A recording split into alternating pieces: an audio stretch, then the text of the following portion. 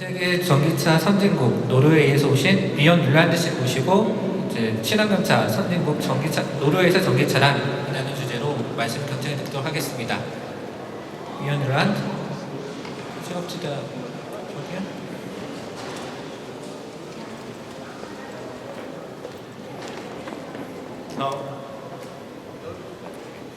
Yes, I will speak about EV experience in Norway. That's the old car. I'll come back to that later. So I was born in Thailand, and I came to Norway when I was 4 years old, and I've been living in Norway since then. And I work as a programmer in Norway. At the moment at the Statistics Norway, but actually from May I will start doing only driving. But I drive about 100,000 kilometers per year, only in pure electric in Norway. And in my free time, I do YouTube videos. I have my own YouTube channel with about 40,000 subscribers. And I also have a Facebook page, and I write and post stuff about EVs. And yeah, so from May this year, I will quit my job and I will actually do the full-time YouTubing and transportation. And I use this platform called Nimber for finding tasks, items, and I drive all over Norway and actually all over Europe, pretty much. So let's talk about the cars. My first car was, this one is a Tesla Model S. I call it the Millennium Falcon. It's from Star Wars. And very good looking car. So it's a P85 from 2013. And it's a large family sedan, fully electric of course, with 5 seats, and you can also get it with 7 seats. So I drove that one for about 2.5 years and did 245,000 kilometers. That's a lot.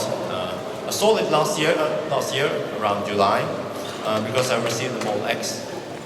So that's the very first car, very first EV, and the next one is the Model X that I won through a Tesla referral program.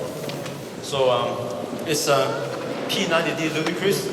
It has those doors that they call Falcon wing doors, very famous for that. So my car is a 6 seat, but you can also get it in 7 seat. That's 7 adults. And Tesla had this competition where the first person to get 10 referrals will win a car. They had 3 different regions: Europe, America, and Asia. So I was the first one in the whole world to get 10 referrals. So I was very lucky because during the time with the previous car, I built up like a good network, and lots of people heard about Tesla and heard about me. So I had a very good chance of winning the car. And Norway has many incentives. It's like most likely number 1 country in the world with incentives. It's crazy. So we have no VAT or tax on electric cars. And also every car has to pay this annual tax. And for EVs, it's about 1/10, or like 10% only, very low annual tax. And also we have free access to the toll roads, no payment, even if you pull a trailer. We don't have to pay toll roads. And also the bus lanes. Okay, there's a little exclamation mark, I will come back to that later.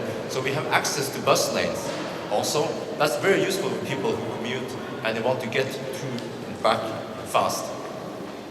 And also, yes, in the city you can charge and park for free most places. And also if you use it as a company car, you also get half tax. But you see, Norway has so many EVs now that they have started to put some restrictions in some of these incentives. For instance, some cities you cannot drive on the bus lane in rush hour unless you have a passenger. If you have a passenger, then you can drive. So for most people, yeah, you know, that kind of you encourage people to drive together. And then also in some cities you have to start paying for parking, but you can still charge for free on the municipal charging spots. And also ferries, yeah, I forgot to mention the ferries are also free, where the car is free, but you have to pay for the passenger, the driver. But also some places starting charging for that, but still it's very, very good incentive in Norway. And I should also mention that I call them fossil cars, but gasoline cars. The reason why there are so many EVs in Norway is because the tax on regular cars, the gasoline cars, are kind of high, especially if you have a car with lots of power, heavy, and also if it pollutes a lot, CO2, high CO2. That means the tax is very high, whereas EVs, they don't pay any tax. And also, Norway produces a lot of oil from the North Sea, but it is still very expensive to buy fuel in Norway. The government wants it to be like that. They try to force people to drive less by having a high tax on fuel. But Norway has lots of mountains, and we have a lot of cheap electricity from hydropower and wind power, mostly hydropower. Lots of mountains, lots of clean energy, and that means very, very, very low gasoline. Sorry, not gasoline. A very, very low electricity price. And also, I mentioned the EV incentives. So it's like a push and pull effect where gasoline cars are expensive, more expensive than other countries in Europe, and EVs are very cheap and very cheap to run. So that's why we have so much EVs in Norway. And yes, the charging network is a result of many EVs in the country, because in the beginning the charging network in Norway wasn't that great, but as the number of charging stations went up, then also as the number of cars went up, then the charging station also went up, because most places you don't want to build too many charging stations before you start getting cars. So it's always like a balance there. And this is how it looks like in one of those apps. How do you find charging stations? So this one is the desktop version. PlugShare has also a mobile version, but the problem with PlugShare is that the mobile version doesn't show you the correct number of dots here, the green one. So you see the orange dots? That's fast chargers, 50 kilowatt or faster DC chargers. And the green dots are the slower charger, the 3.7 to 22 kilowatt AC. And Oslo is not that big. It's like, it takes maybe 10-15 minutes to drive from one end to another. So it's not that big, but we have lots of chargers. It's just, yeah, it's like heaven for EV drivers. And, but if you're on the move, you want to use an app on your phone. And this is Charge Map, it's community-based, and I like this one because you actually have a map. And not all the apps have a map. Some of the apps have like a list, and you have to try to choose the right based on the list. But the good thing about this app is that it's community-based, so it shows you all the providers. And also the users, they can comment, and they can like check in, and they can also take pictures and show you. And that's very useful to see like, okay, where is the charger? Next app I also use a lot is the Fortum Charge and Drive app. Now this one it belongs to Fortum. They have a charging network. It's like a commercial network. And you have to pay for charging here. But the good thing about this one is that it will show you the status. For instance here, the blue says that it is occupied. So this is also very useful for people who want to charge there, because you can see, oh, that one is occupied. Well, then I don't have to visit it. And you also see what kind of type is occupied. So that's very useful because you don't get that feature in the previous app. But of course, the downside with this one is that it only shows Fortum's own chargers. So the best solution would be some kind of open API where you can share this information, because it should be public information, and it's not anything secret about it. And how do you use charging stations in Norway? Well, it's very simple. You go there, you use any RFID. If you have like a a credit card, but you just have a credit card and you show it to the charger, and then it will open for you. But it doesn't charge you money because the public municipal chargers are free. So all you have to do is to show that one. You can have anything that has an RFID. For instance, your employee card or something. Show it there, open, plug it in, and then plug it in the car. And then you have to set the time where you arrive. And usually the time limit is around 3 hours, 6 hours, or even 16 hours. Then you have to set it there, and then you charge and park for free. So that's very simple. And on commercial chargers, for instance, Fortum I mentioned, usually you have also an RFID. You have to show it, or you can register your own ID, and then they will count how long you stay there, and you pay. They send you a bill like every month or so. And I should also mention the Tesla superchargers. That all they have to do is just go there, plug it in, and that's it. You pay. You already paid for the charging when you bought the car. But that was the case for the old car actually.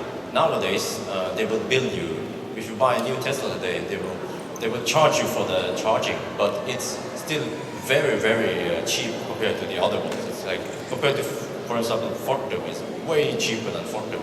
And it's probably going to be the same here in Korea. When people start buying Teslas, it'll be very cheap.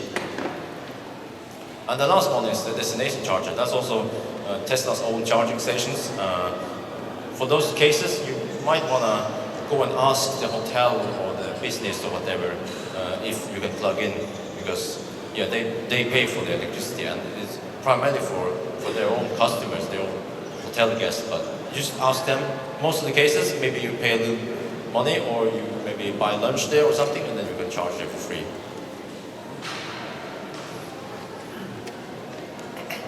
So we have some EV groups in Norway.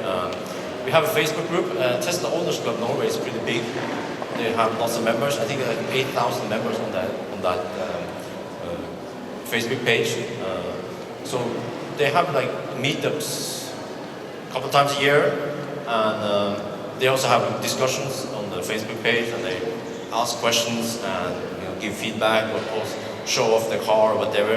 And also there's Tesla Owners Club, they have also their own club, and they do annual actually it's several meetups a year. They get together, maybe drive some nice place, have some dinner, do the social stuff. But Tesla Owners Club also is like is a big organization, and Tesla listen to them, and they give them feedback and give them suggestions of what to do. And also we have an EV association. That's more general EVs, not only Tesla. And they also have a lot to say to the government. If they suggest something that should be changed or something, and the government try to listen to them because it's a big group. So they have done a lot for the incentives in Norway. And they also have a forum where you can discuss, ask questions about stuff, about EV, but different groups, not only Tesla. Okay, so about experience about performance in Norway, because Norway has a lot of snow, and you see here, that's the Model X pulling a big trailer, a big caravan, 8 meter long. So it was around, it's the same temperature around here in winter also. So EVs, well, many of you guys already know, EVs are, I would say, very good for winter, because you have a big battery pack on the bottom of the car, and you have instant power on the motors, a very good traction control, because there is no delay between when the system tells you to accelerate or brake or something. It's very instant. And also, when you have the car, before you start driving, you can preheat the car. That is very convenient. I never have to sit in the cold car, and I never have to scrape the windows. It would just do that for me. I use the app, or I time it to start when I want to start heating up. So, and also, yes, when I mentioned about the performance, it's not only with Tesla. It's pretty much with all the EVs, like Kia Soul or Ioniq or Bolt. All the cars have the battery pack low. Nobody puts the battery pack on the roof, so that's why you get really good driving performance. No body roll and all that. and also it makes the chassis stiffer because of the battery pack. And I should tell a little bit about the Hyundai Ioniq. Some of the followers who have been following me for a while know that I'm in love with this car. It just happened to be a coincidence that I'm in Korea, but I like this car. It's very good. I still consider it one of the best cars because it's very good efficiency. It's very well equipped. It has like adaptive cruise control. It has lots of safety features, automatic braking. You have like wireless charging for your phone, heated seats, ventilated seats. You have features in this car that you don't have in a Tesla. Yeah. So, and the Tesla costs 3 times more. But still, for the size, it's a very spacious car, and you know, it looks like a normal car. It doesn't look like weird looking, like what you can. It looks like a normal car, and it drives very well. It's very because of the wheelbase. It's very comfortable to drive long trips. And also, I've tested it. This one supports a 70 kilowatt fast charging, so that is very convenient. Nowadays we have 50 kilowatt, but eventually you get 70 kilowatt, very common. So faster charging speed when you stop to have a rest, I consider that very important. Okay, and now we have the Bolt again. This is the hero for today. So we have tested it. It's okay. The Ioniq is good, but in terms of range, this one is even better. Like, okay, we did almost 500 kilometers, but if we use the heater, if there was some rain, if there was some winter, then you can at least expect 350, and that is like 2 to 3 times higher than some of the other cars in the market. And also, I was a little bit worried about efficiency, but it seems like the efficiency is very good in this one. We managed to drive it, like, was it 12 kilowatt hour per 100 kilometer. That is very good. So I guess on the normal driving, it can match i3 or some of the other cars, like Leaf. But because it's so small, it's good for city driving because it's so compact, easy to park.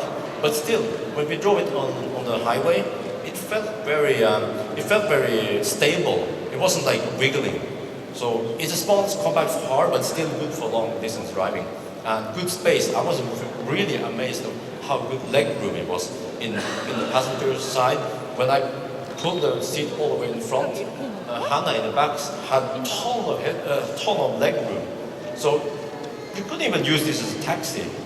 Yeah. But of course, there was some features that I would like to have, which is navigation. This one didn't have it, and also the interior was feeling a little bit plastic. But you know, that can be upgraded in future versions. It's not like it doesn't require that much engineering to fix that. But still, if you just want a good car with good range, this is the car you have to get. It beats all the other cars on the market, and you can match. This one can match the range of Tesla, and the lowest Tesla, more or less 60 kilowatt hour pack. And I should also mention the other cars briefly. So I tested the BMW i3, the new pack. It's also very good, but it's kind of expensive. That's the problem with the i3.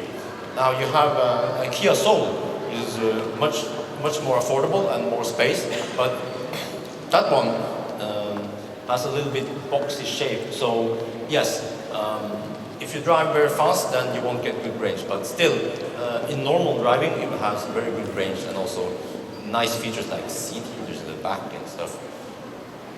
Now, I also tried some other cars like the e-Golf and the Zoe, and the problem with those cars, they are kind of old, but yes, they work in the city, but they lack some of the range that the newer cars have. There are some problems with EVs because with so many EVs in Norway, we also get some problems. So we have EVs blocking the charging stations. That's a very common problem. What can you do? The problem is that people, they block them without charging. So one solution is to kind of give them a ticket, but I don't know what to do. This is like a problem that increases with the number of cars in the country. Okay, another problem is the queues at the supercharger or at any charging stations. So people, they charge too long, they're maybe eating or something and they don't want to leave the table. So some of the cars, they charge a bit too long, so good charging etiquette is to finish and move the car. So as we get more cars, yes, we will get this problem. But I think it's just a matter of learning people how to behave at the charging stations. So sorry, I have to skip it. I've been talking a little bit too long, but anyway, the conclusion is that EV driving in Norway is so easy. It's like outstanding. With the charging network, with cheap electricity and all the incentives, it's like one of the best places to drive EV. And also, if you worry about winter performance, there's nothing to worry about. If you can choose between an electric car or a fossil car, go with electric car. It's much better. The only problem, of course, is the range, but that's coming. And would I ever go back to a fossil car? No. Even if I couldn't afford a Tesla, I would still get an Ioniq or something. I don't want to buy a fossil car. There's no need for it in 2017. Thank you very much. 말씀 감사합니다. We have a Q&A section in about an hour later. Okay. All right. Yeah, thank you.